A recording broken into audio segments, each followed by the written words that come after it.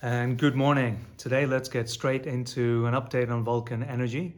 We've had a raft of announcements come through, not least approval of funding by the European Investment Bank up to 500 million euros.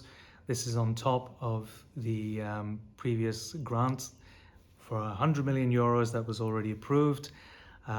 We've also had news of a capital raise that's just under 200 million Australian dollars, and Vulcan Energy continues to move ahead with its project. There was also a recent interview by Dr. Francis Whedon on Comsec TV. Really good interview. I think about a 10-minute clip. I really suggest you go and watch it. A couple of salient features from there.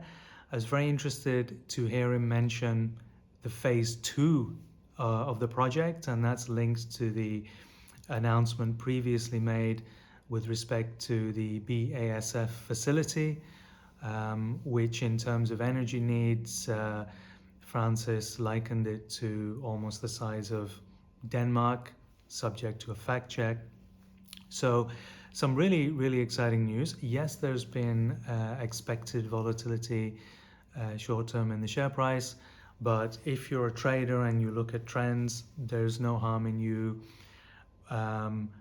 buying low and selling high if you can. But as I said, my view is that I'm a long-term investor and that I'm committed to the company getting into production. That's just the way I'm doing things. So I'm not looking at these short-term fluctuations. Equity raises are fully expected. Debt funding needs are fully expected. But what is great now is we're already talking about phase 2 of the project, which will have its own size, its obviously its own costs and own revenue. But in terms of the size, potential size of the market and the company, that's going in the right direction from my perspective. What is also quite interesting, I'll put up this S-curve, and this S-curve relates what happened in the renewables industry and a comparison with potentially what's going to happen in the EV industry, and it's referred to as the trend amongst the noise.